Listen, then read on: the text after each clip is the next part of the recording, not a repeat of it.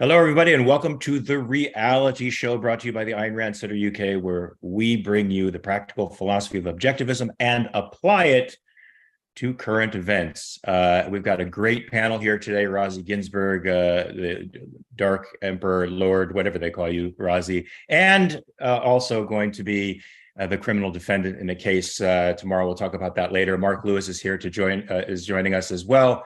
Alejandro. Thank you guys for your presence. We are going to talk about a few things. We have three topics, usually lined up, three topics. The first one is a very interesting one. It sort of makes me think that Europe really is the dark continent. They've always been the dark continent. This sort of confirms it, but I want to get our panel's opinions on this. The president of Spanish football has been embroiled in a scandal, folks. What is that scandal? Well, I guess when the female team won the, can I say female? When they won the World Cup, he spontaneously kissed one of the team members on the lips. Well, that started an uproar in Spain. People have been calling for his termination.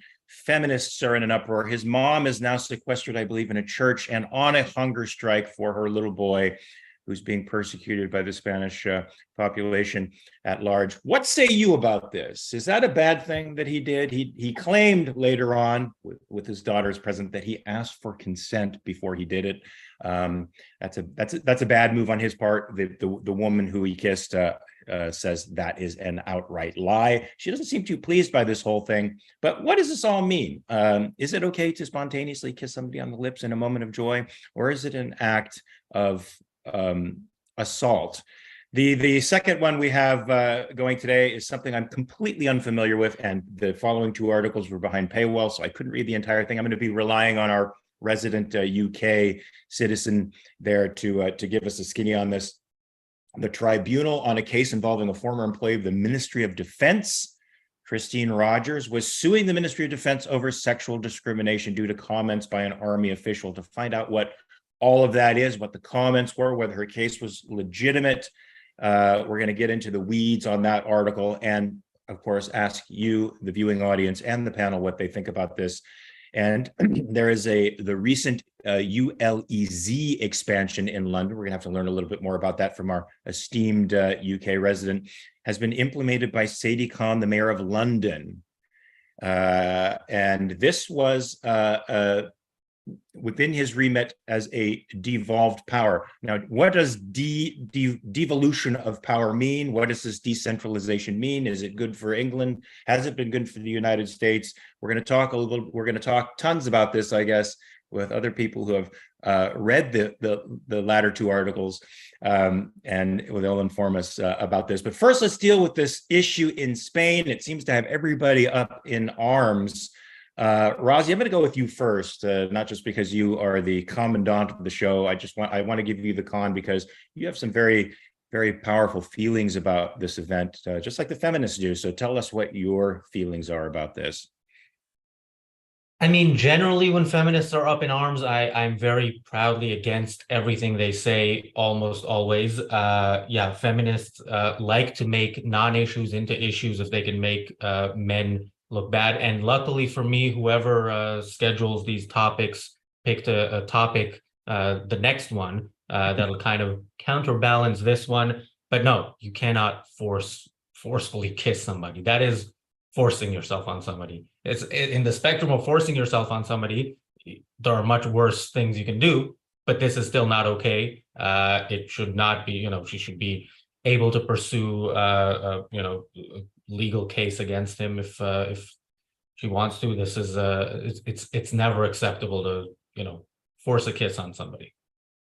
That's a very interesting perspective. We're going to have to. I want to push back on that in a little bit, but I want to get everybody's opinion on this. Alejandro, what say you? Not that I'm for forcing kisses on people, but I think this is context relevant. Alejandro, what say you?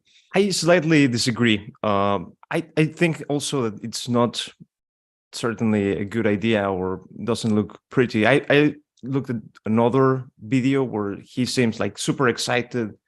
It doesn't look like a sexual advancement, certainly. Although at the same time, the player didn't like it, especially when she commented later. But at the same time, you could think about kisses in the mouth, which aren't of a sexual nature. Like the one that brings into my mind is the one in The Godfather 2 when Michael kisses Fredo, right? It's intense emotion and you show it. And I think that was the nature of this.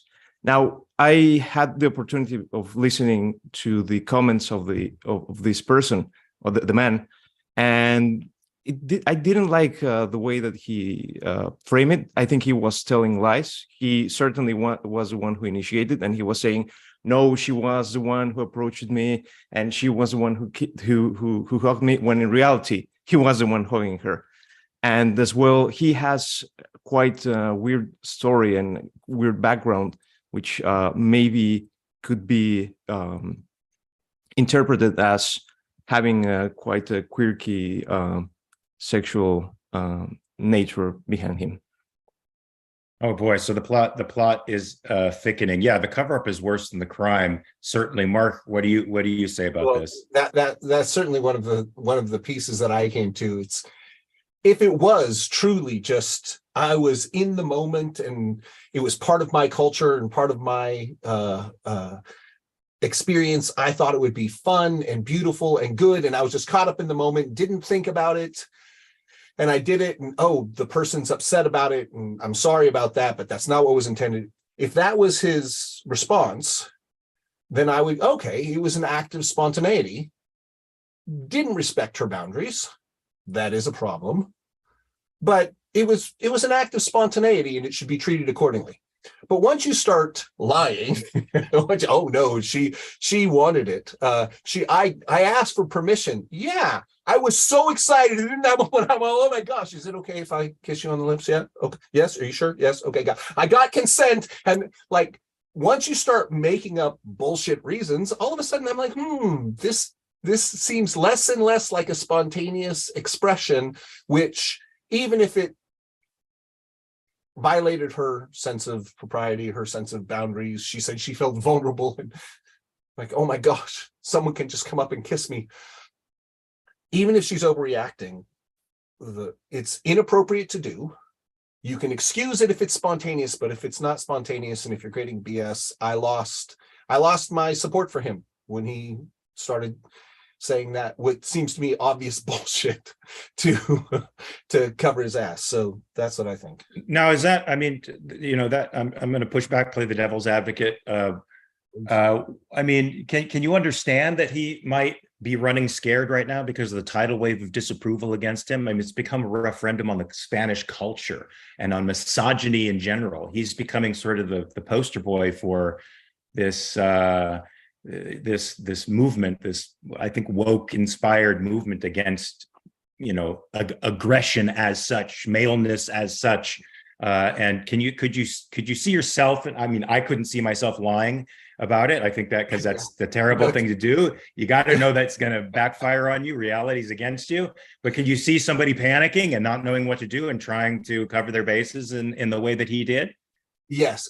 And so it's funny you said devil's advocate. In the movie Devil's Advocate, Pacino says to Keanu Reeves, "There's under pressure, some people crumble and some people condense." Right? And whether or not you crumble or condense largely has to do with your foundation. And again, if he were truly spontaneous and saying this is appropriate Spanish culture, then let Spanish culture take the hit. And yes, under pressure, he went, oh, I'm going to lie to cover my ass because, I don't know, I'm a politician and I do that as second nature. It's when in doubt, lie and cover my ass. But again, to the degree that your heart is in the right place, which is the only defense he has, under pressure, you're going to say, no, this is my culture. Maybe the culture's outdated. Maybe it should be reworked. Maybe feminism has a point and it's patriarchal and men just think that they can kiss women. But let's have that conversation rather than me creating, again, bullshit excuses. Alejandro, you look skeptical, but there's a very famous picture on VE Day, World War II. A sailor just grabbed a woman in the middle of the street, put her, dipped her down and gave her a massive kiss on the lips. It became iconic. Now, far more than what this guy apparently did. Is that just misogyny itself? Or is this case different than that case, and what makes it different? I think that it was inappropriate in a certain sense, in the sense of why it's inappropriate to make physical contact with someone else, maybe in a sense that it's not warranted or not accepted by the other person. I don't think that it had a sexual nature, which and it's different in its case. But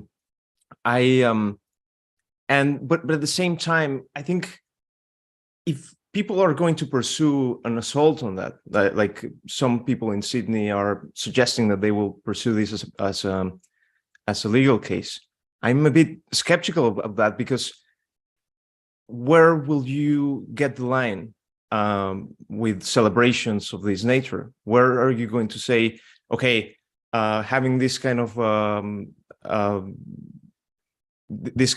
relationship or this kind of celebration is good, this one is bad? I'm not sure where you could pursue that without harming intensively the whole celebration that soccer has. Razi, I love consent culture. I think you should get consent for the things that you do with other people. That's what makes us free. That's what makes us a persuasion society. But isn't this a little too harsh, the way they're coming down on him? Are they coming down on him because of the act itself, or the lies that he's been telling to try to save him? So in either way, I don't think it's too harsh in this case. I mean, no, because look, things happen between people where they're uncomfortable. People don't know somebody's boundaries. You're on a date or something and you think you have the green light and you lean in for the kiss, and she's actually not a date. But that's a date. That's a date. So that can happen, and that's going to be an uncomfortable moment, but nothing wrong happens in that situation. If a woman says, "Oh, he leaned into the kiss, didn't he know I wasn't interested?" No, this is actually, he forced himself on her again in a relatively minor way, as the as force goes, and also. No, wait a minute. Is there video of this? Have you seen the video of it? Was everybody jumping up and down and celebrating? He turns around and just grabs the person near him and kisses him. That's the way I'm envisioning it happened, but apparently this is not the case. Yeah, Daniel, I'm not sure I want to share the video of this, but Daniel, if you have something, you can show Mark, so he can see without us actually because it seems to me like the social uproar over it is absolutely absurd. He did something appropriate, like Mark said. He should say, "Oh man, I was in the heat of the moment. I apologize." I don't even know if he should blame it on his culture. I think that's still taking it out of his hands. He should say, "I fucked up. I was just celebrating, and I turned around, kissed her, and she didn't like it. I sincerely apologize. It's my bad. Whatever I can do to make the situation better, short of being fired from my position, I would do." It feels like that's as far as it should go, but it's become a referendum on maleness, aggression, and misogyny. I could comment on that. Yes, go ahead. So I think one topic is this appropriate? Is this good? Is this the way that one should behave? The other one is the reaction. And I think the reaction has been really, really bad, because maybe two reasons. One, female football has been very political since the start, but particularly the last 2 years have been massively political. But also in Spain, Spain has had presidential election recently, and the current party wants to consolidate itself, and it's having certain kind of really bad dealings, which basically, I don't want to get into the politics, but in essence, they want to deal with really weird groups of the Catalan coalition, and they have wanted to push away the attention towards that. So you see the feminist minister, I don't remember the exact name of the ministry, but it's something like equality minister. And she's saying, "Oh, let's focus on this. Let's talk about this. Nothing else matters. Let's discuss this." And that's partially one of the reasons why it has been so blown up. Yeah, and this distinction between, okay, so where do we, as an overall society, as a culture, where do we want to set the boundaries for appropriate behavior so that everyone knows what those boundaries are, such that if someone crosses those boundaries, it's clear that they're crossing a boundary? Like, what is that conversation? And then there's what is the social contagion and the self-righteousness and the cancel culture that goes around that? And I have to say, I am completely sympathetic to the questioning of, is it appropriate that a man thinks that he can grab a woman in celebration and kiss her in a way that if he did that with a man, it would have a different meaning? Is that appropriate? And we're going to use this opportunity, we're going to use this situation as a flashpoint in order to have that conversation so that we as a culture can define how do we want to be? Do we want to be in, quote, a past era where that kind of thing was acceptable and the World War II famous kiss is an iconic... Can we show that while Mark is talking? Daniel, can you pop that on the screen? Is that possible? Yeah, so that kiss, like, it seems to me when I look at that picture, and I've had many conversations about that picture with my feminist friends, it seems to me that she is largely on the ride for that kiss because she understands the moment, she understands the situation, she's celebrating, she's out there to celebrate our win, she's celebrating the military, she's celebrating the boys coming home. And so that she's like, okay, I'm kind of on this. Like, she's not pushing him away. Well, if we can't see the picture right now, but he does have her in sort of a headlock. She's dipped pretty deeply. She doesn't really have any. She's not having any choice in the matter, to be honest. By the way, the picture is, the audience can see the picture. Yeah. So I want to say, like, on the point of, can he defend? Can they defend it by saying this is Spanish culture? No. I mean, if that is the culture is wrong. And if this was the culture in 1945, it was wrong. Again, it was wrong within a context. A hero coming back from war, this is not something he should be canceled for life over, but it's also not something he should do or should be endorsed. So would you say? In terms of boundaries, physically, you do not. Basically, that's not okay. But Razi, you also had an issue with Mad Men, with the main character's wife throwing the spaghetti against the wall, which I thought she was totally entitled to do because the guy came home 2 hours late, from some other woman's bed too. Not that she knew that, but I'm sure she knew it. Women know those kinds of things, and I thought that expression was completely legitimate. But maybe I'm just I'm not a fan of the use of force. And yeah, that spaghetti episode, we need a whole revisit of that spaghetti incident. And also, but also for me, I'm an actor, so it's like we're sort of all a little bit open in that respect, more open, I think, than most people. I respect people's boundaries for sure, but I mean, it's just difficult for me to fathom somebody undermining and not undermining. A misogynistic culture should be undermined, but upsetting and overturning an entire country for one error in judgment that took place in the heat of the moment. At least that's the way it seems. I also want to say, in terms of the fact that I think he was wrong and clearly wrong and should apologize at the very least, doesn't mean that I think didn't follow the story to the extent that I know exactly everything the feminists are saying, and I'm sure I'd be against it if I listened to everything, because I am generally against it. I mean, the very fact that we talk about this, and I don't know how controversial this is going to be, but Mark, you guys are from a country that is the greatest country in the world, but the one of the issues with it is you don't appreciate that football is the greatest sport in the world, or soccer. Alejandro and I have that appreciation, and I don't know if Alejandro would agree, but to me, the very fact that the women's World Cup is a big deal is an instance of kind of woke culture and feminism forcing itself on us, because it's not good. It's not good. Let's talk about another sport where I think women are doing great, excelling and becoming marquee names in the business. MMA, and Alejandro, BJJ. You got to love that sport more than football. Sorry, guys, I got my BJJ props right here. Go Jean-Jacques Machado. Anyway, all right. So what we've arrived at is that it was terribly inappropriate, and a culture that thinks that is appropriate needs to check itself at the door. But maybe the reaction is promoted by this political ideology that's histrionic, and it's a bit histrionic. I mean, hunger strike. Come on, this is histrionic.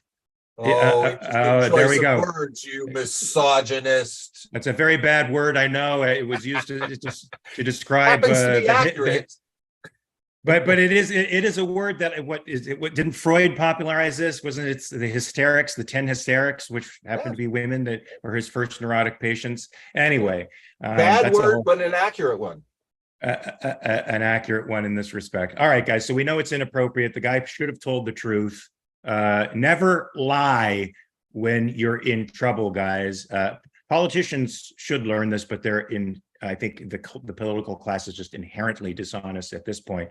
But never lie when you're in trouble. Tell the truth. Let the chips fall where they may. It's far better. It's far better than reality catching up to you in the end, because it's sort of reality piles up like a tidal wave when you lie. And when it comes down on you, it comes down really, really hard. So maybe that's the lesson we take away from this. Any final comments on our beleaguered president of the... Well, we have a couple of super chats on the topic. Vadim says, is this similar to when Adrian Brody kissed the presenter when he won the Oscar? Mark. Oh, yes, he did. Yes, he did. He gave her, I mean, since I haven't seen the video of this football president, I don't know the difference between the two. But Brody did a pretty intense thing, and look, that's a presumptuous thing too. Academy Award winning actor, celebrity. It's Trump was in that celebrity status, and you heard the things that he thinks he could do. Warren Beatty, as a star, said, "Look, being a movie star is like having an unlimited platinum American Express in a whorehouse." It's like they do look at it like that. And I could forgive Adrian Brody, not only because actors are a little bit lax in that respect, but because he was celebrating. He was very happy, and it was a spontaneous moment. We didn't hear anything.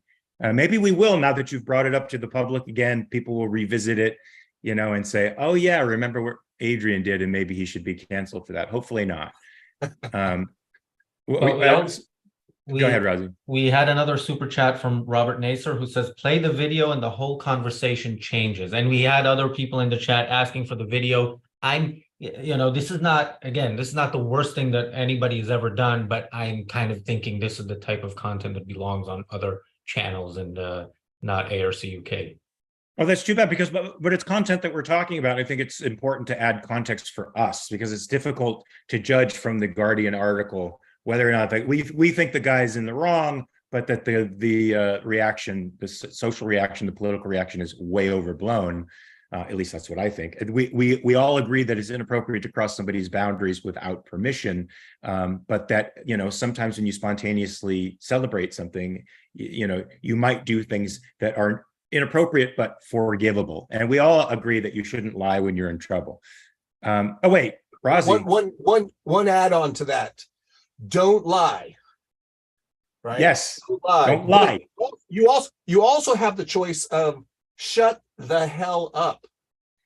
Right? Don't lie, but don't necessarily incriminate yourself.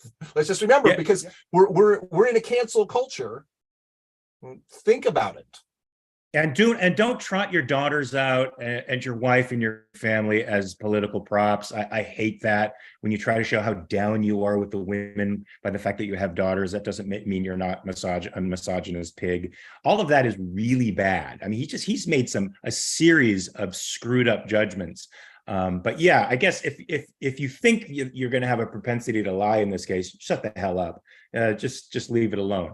Razi, what are you going to say? Yeah, there's a comment in the chat that I'm wondering if I should read out for two reasons. One, it might open up a whole new can of worms. Two, it's not a super chat, and I don't want to endorse that kind of behavior, but I'm going to read it anyway. So Richard says, where is it? Important question. Would we think of it of the same way if the female player had surprised kissed the male coach? No. First of all, of course not. I almost worked at Chippendales. Now I know almost only counts on horseshoes and hand grenades, but I almost did that when I was a young fella, for a side, one of my many side gigs. And I can tell you this: I've seen male strip clubs and I've seen women's strip clubs, and the decorum in a male strip club with the women in the audience would be unthinkable in the reverse. The women do things to the men that no man could legally do in a strip club where women are running around half clad or naked. So I mean, they do crazy things, crazy things, and it's not looked at in the same way. So I agree. Of course, if she spontaneously kissed him, nobody would be saying anything about it. And hey, he could be very offended. He could be a a very religious guy who's very devoted to his wife and kids, and the idea of a woman kissing him, another woman kissing him on the lips, could be deeply offensive to him, and nobody would give a shit. Yeah, Mark, I have to say this is the first time I've ever been curious about what a strip club with male strippers would look like. Not curious enough to go to one, but you sold it well. And yes, of course, it's not the same. Yes, it's not the same. And should it be? No, it shouldn't be the same. No, it shouldn't be the same. Well, describe this, because the man might have the same types of boundaries as the woman, and yet the woman is not asking for permission. So why is it different with a man? So of course he has a right to his boundaries legally. Legally, it should be the same. Would we be talking about it the same? I think that was the question. Yeah. Would we think of it the same? No, I wouldn't think of it the same, because men and women are different. This is something that there's good reason to assume a man would have less of a problem with it than the woman. And all right, Rozzy, what if Ronda Rousey came up to you and grabbed you and gave you a kiss without your permission, stuck her tongue in your mouth, and it deeply offended you? I give her Mark's number. She could lock you up in an armbar in a second, or beat your butt. So she's physically capable of doing something to you, like a man would be physically capable of doing something to a woman. What would you think? You're on this same again? So legally, if I'm trying to push her off, and of course it's Ronda Rousey, so I can't. No, that should be a crime. That you can't force yourself on somebody in any way, no matter which gender you are and they are. I'm saying generally, culturally, it is right to acknowledge and celebrate in some cases the differences between men and women. Mark, did you want to say something? I think that's where the argument for the feminists break down. Because if it was about the principles, then that would also be important. But obviously it wouldn't be important. There just isn't a lobby of men who are really trying to stop women from being sexually aggressive towards them. Now, or it's a rather small lobby.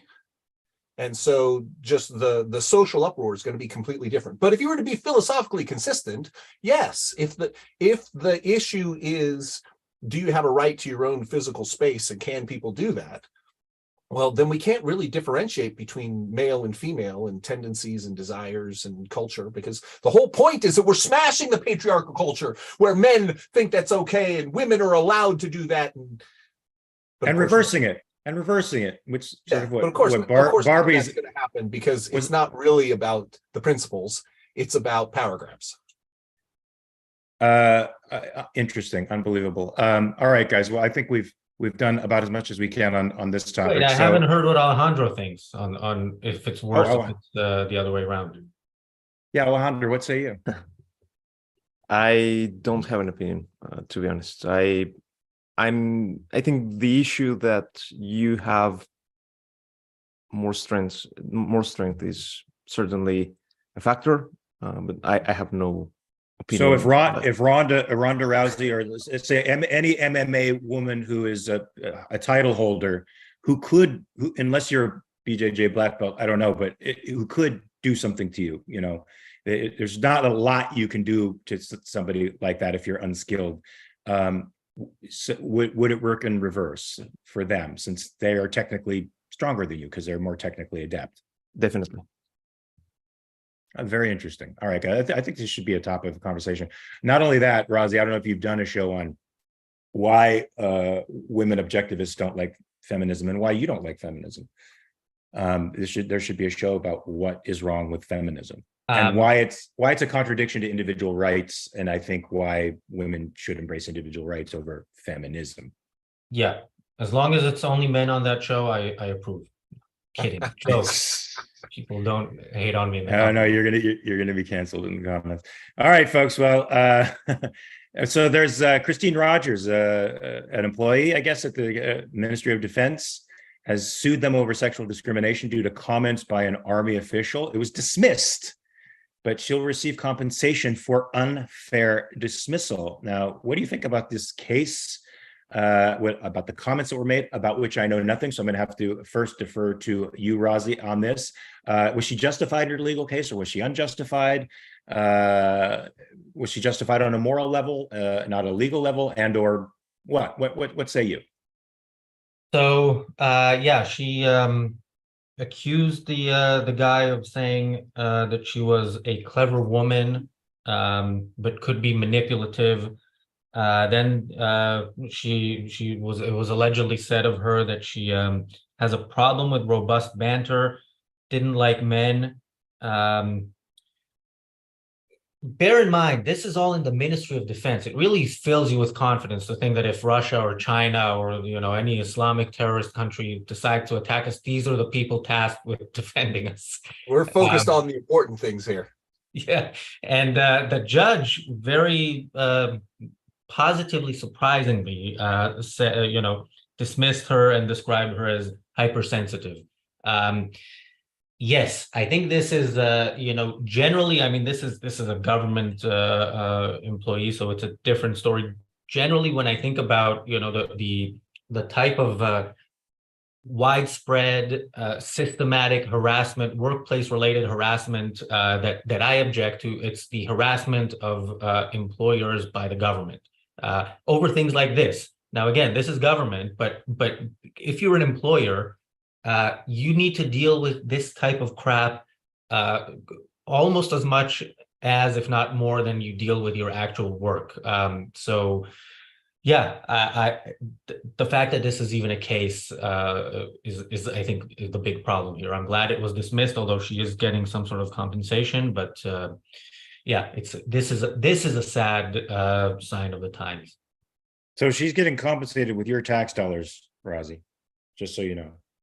Not that you didn't already know that. Yeah. Alejandro is in a higher tax bracket than me, though, so she's going to pay more. Alejandro, what do you think? What do you think about this crazy story? I think the most important issue here is that the courts are still moderately sane. When I arrived to the UK, one of the things that surprised me the most is what kind of crazy laws there are and how they are watered down because of relatively rational court systems. And the thing that brings into my mind is the libel laws here in the UK are basically really bad. If you make someone feel bad, that's the way that it's written. If someone feels bad because of your comment, then you can be libeled. But then, because there are rational standards and basically probably common law, or I don't know if it's because of that, then you can set up a certain amount of degree of rationality so that freedom of speech isn't completely abridged. But in essence, I think that if someone wanted to really break up the few good things that the UK or Europe or the US has, it would start by breaking up whatever is left from the court systems. Well, look, I mean, California has really crazy libel laws. It is super difficult to bring a libel suit against somebody. You have an automatic slap suit when you bring a libel suit against somebody, and then all of your personal life becomes open to a court review, and it's you put yourself in financial jeopardy opening up a libel case, even if it's very clear that somebody, say on social media, for example, is passing along a libelous story and is attempting to ruin your career. You have to prove an intent. It's very difficult to prove. I sort of like the fact that it's easier to get into a courtroom for libel in England, so that you can bring this evidence out and the court can then decide, or a jury can decide whether this person was in the right or wrong. If we had a little bit, now you guys go overboard and you have police going to people's house for social media abuses and stuff, I think that's insane. But there's a degree to which I think you should be able to drag some jerk off into court if they're trying to ruin your life and sue their ass into oblivion. And I think that would prevent the kind of vilest stuff that we see on social media. As you can see, I've had experience with this. What do you say, Mark? Yeah, well, so interesting points on libel. The key word in this process is that the judge said that she was hypersensitive, because that's really the question. Histrionic? Yeah, exactly. Should have. So the question is, how sensitive should you be? What's the appropriate level of sensitivity that you should have? And what's the appropriate level of sensitivity that we should take in mind when we're creating our systems? What is appropriate behavior versus inappropriate behavior? How do we define that line so that people can consciously and intentionally choose to be on one side of the line or not on the side of the line? To what is the boundary so that you can respect it? And you could say, as Alejandro said, the judge came in and offered some rationality into the case and said, too sensitive. Right. The challenge is it's not defined. It's really just a question of, well, does the judge happen to think that this is too sensitive or not? And for me, the question is always, what are the rules of the game? What are the rules of the game that we're going to play? What are we agreeing to such that we can honor our agreements? Because if we don't have clear agreements, it's impossible to honor them. And that's really what this case is about, from my perspective. The tricky part is it seems like the entire case hinged on the fact that the guy said that she was a clever woman rather than just a clever person. And I think this is, the woke people have a really tough time with this, because on the one hand, we don't want to be sex blind or color blind or gender blind. We don't want to look at someone and say, you're dressing like a woman, but I think you're a man, and like, we want to call you a woman. Gosh, being a woman is important and treating women important, but don't say the word woman, because if you say the word woman, then you're being sexist. And I think that's, you could say that definition and that use of the word woman comes in here. You're a woman. She's a clever woman. Is that inappropriate to say? Is that inappropriate to say? Especially when the thing you're really trying to say is she's clever, meaning she's manipulative. And I'm using the right pronoun here. It's a she. I didn't mean that as a slight against women. I'm trying to keep the gender clear. And so I find that funny. But yeah, but Mark, we're all avatars for our gender, and we're all avatars for our race. We're not individuals anymore. Yeah, exactly. The memo? It's the single most important thing about you is your race. I mean, your sex. I mean, your gender. I mean, your gender expression. I mean, your age. I mean, your size. Each one of those things is the most important thing in this moment, and so everything else goes away. Yeah, it's the irrationality of it gets brought to the fore. How do you create a boundary when you've got irrational definitions? And the answer is it's very, very difficult to do so. So it goes to courts, and we can only hope that our judges are rational and say, too sensitive. That is too sensitive. But, Well, in this case, it looked like the judge had the right idea. I have to agree with Razi. If this is what they're concerned about in the Ministry of Defense, we are in trouble. I know they're concerned about similar things in our defense department, and that means we're sort of on the road to extinction. You were going to say something, Razi? Yeah. So there was, again, it's very difficult to judge something like this from a news article. So within that context, I mean, so there was an internal investigation after she made allegations of bullying, and then somebody made a counter allegation against her. And I think that's one of the issues that comes with the territory of, the oversensitivity that's kind of ingrained in what we're supposed to accept as a workplace culture. And yeah, I think it could be a form of bullying to just accuse somebody of stuff all the time. I think this is something we're going to do an episode at some point about, but Susan Fowler, who became famous after she blogged and then wrote a book about her experience in Uber. And her experience involved some real, inappropriate behavior. Like her boss on her first day, asked her to have sex with him. So that's inappropriate. Oh my God. But I don't know. That one's kind of iffy, I think. I mean, she wants a job, right? People are going to take you seriously, Mark. Yeah. I was going to say, Mark. They're not subtlety, nuance doesn't exist anymore. Beware. Well, I'll put this entire channel in jeopardy to make the joke. We're already in jeopardy every time we go live. We're already in jeopardy. But but the thing is, part of the story there was she was also complaining to HR all the time about things, including, somebody was looking at my ass or something like that, which, so yeah, you could use the complaint as a tool of harassment in and of itself, or at least a form. I think it is. I think this movement has been used by people who feel they're at the bottom of a power hierarchy to reverse the polls, so to speak, and they're using it as a lever to beat people up with. It's bringing out the bully in them, and that's unfortunate. Folks, if you don't mind, I would like to, unless there's any further comments, I'd love to get off this topic. This sort of sickens me in a lot of ways. Without further ado, let's move on to this recent ULEZ expansion in London, which has been implemented by Sadie Khan. Do you want to talk about this, Razi, since you are a local? Are you a local too, Alejandro? Are you living in the UK? Yeah, I was going to defer to Alejandro because he's a local, I think, in the zone that is affected by this expansion because he's in the sticks. Oh, nice. The airport. Okay. So tell us about that. What is this? Describe what these letters mean. What is this government expansion program? If you have a car in London, you will be subject to 2 taxes.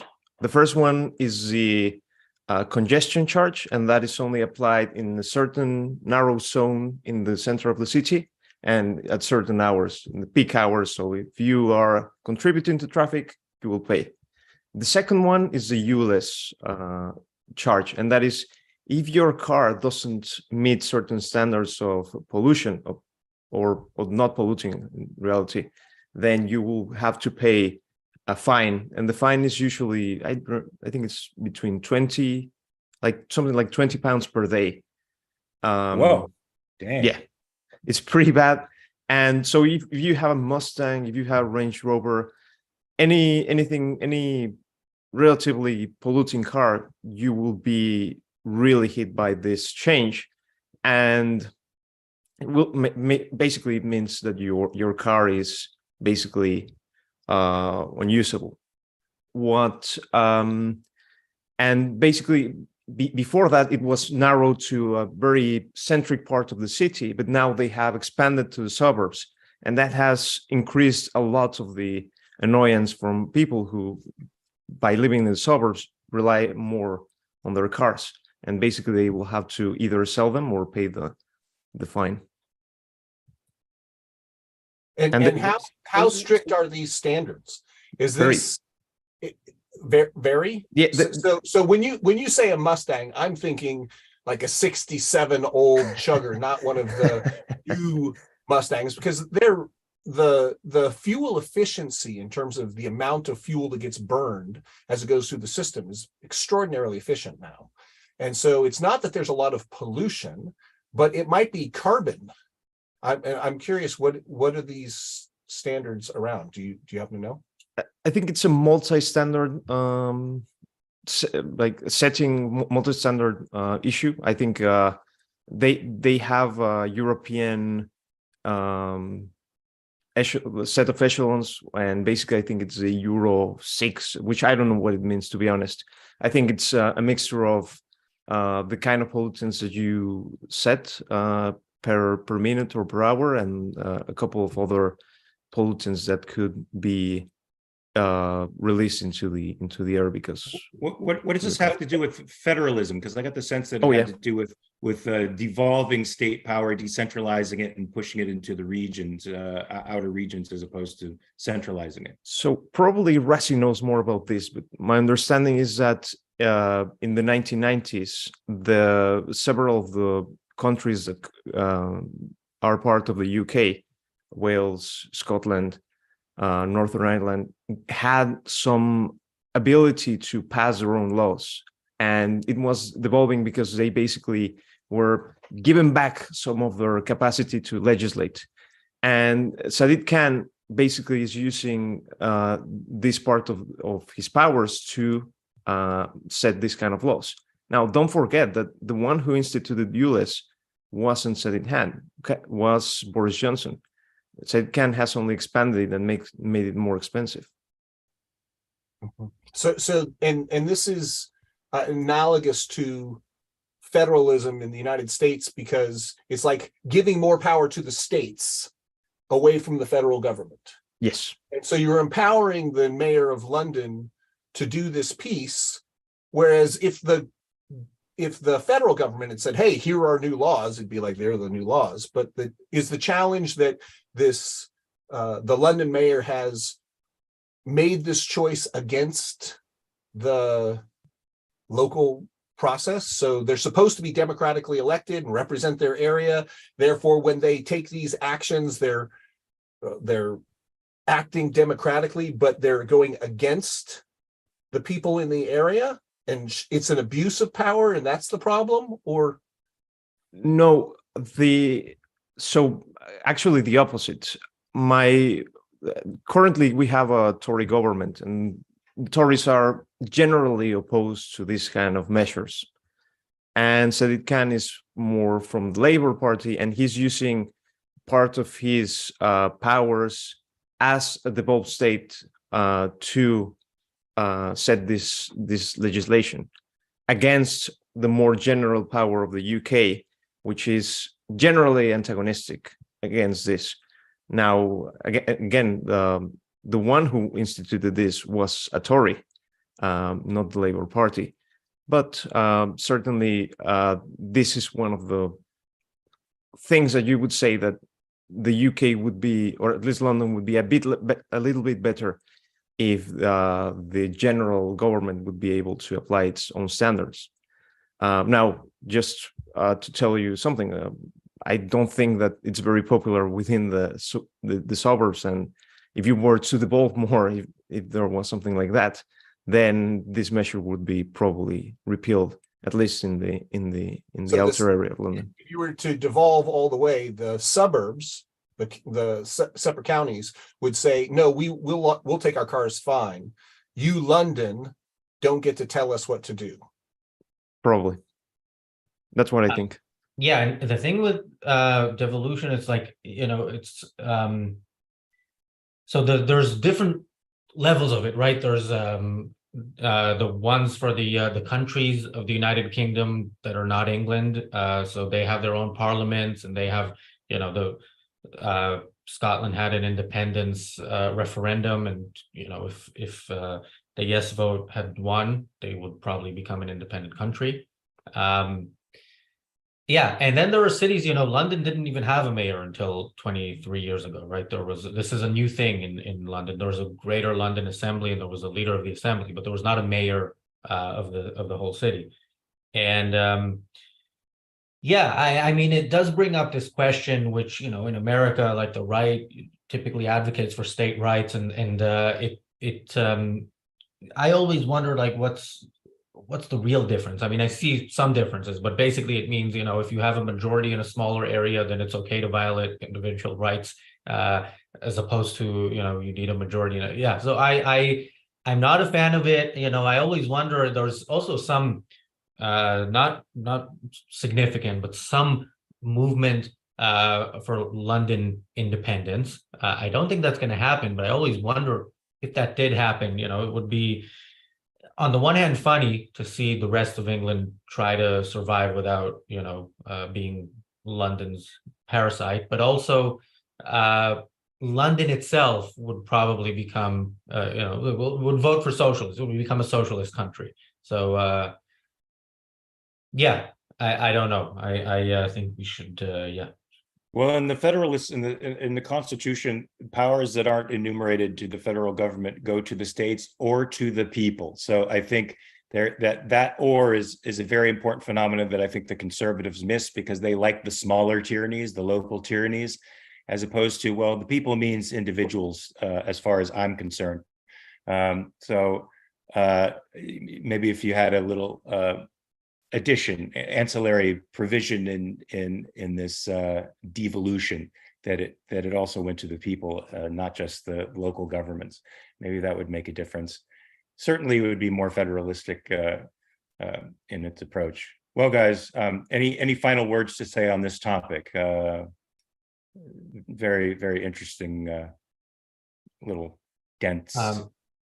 No, I have nothing to say on this topic. I'm in the I'm in the process of falling into character for tomorrow, so I'll leave. I can tell. I saw the transformation on your face. You're a born actor, Razi. All right, so let me make announcements for the next shows coming up. 10 p.m. UK time, TV Talk with me, Jacqueline Schumann, and Jennifer Buani. We'll be talking about Severance, a very, very interesting TV show with sort of a friend of mine, Adam Scott, who's being nominated for an Emmy for the lead part. He is fantastic in it. You should watch it. I'd love to get your perspectives on it. We'll be doing that. That's 2 p.m.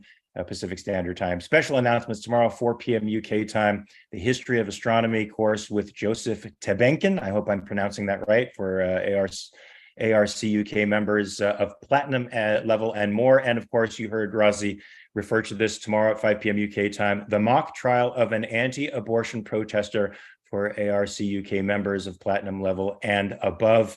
He's very good at playing the villain. You should tune in just to see him justify his point. He shows that objectivists also know the other side of the story, which I think you should, right? If you're against something and for something else, you should be very familiar with what you're against.